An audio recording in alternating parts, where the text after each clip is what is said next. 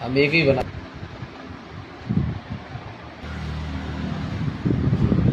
Hello दोस्तों, मैं विकास Singh CHO जिला भिंड में पदस्थ हूँ।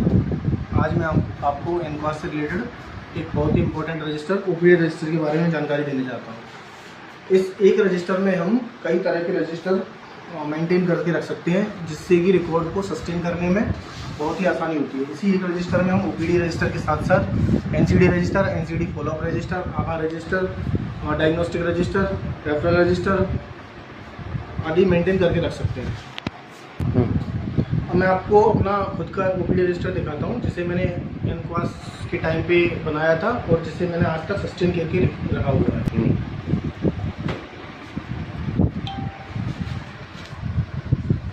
इसमें सबसे पहले OPD की ईयरली संख्या आएगी, फिर डेट, फिर मंथली OPD, मरीज का नाम, फादर्स नेम या पति का नाम। अब इसमें पहला रजिस्टर यहाँ से तैयार होता है। इसका मतलब है फर्स्ट विजिट या फॉलोअप रजिस्टर। तो अगर कोई पेशेंट जैसे ये बुरे सिंह है, अगर ये फॉलोअप में है तो हम यहाँ पे फॉलोअप लिख देंगे, इसकी एज और जेंडर लिख के एड्रेस, मोबाइल नंबर। यहाँ पे अगर इसकी आभा ID हमने बनाई है तो उसकी आभा ID लिख देंगे।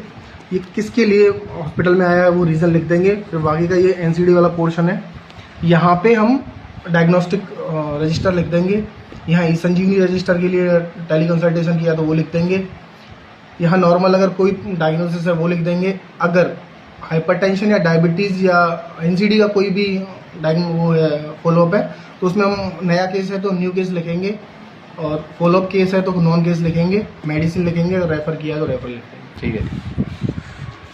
यदि आपको एनक्वास से रिलेटेड कोई भी और जानकारी चाहिए तो मुझे कमेंट बॉक्स में लिखें, मैं आपको जानकारी देने के लिए एज सून पॉसिबल रेडी रहूँगा।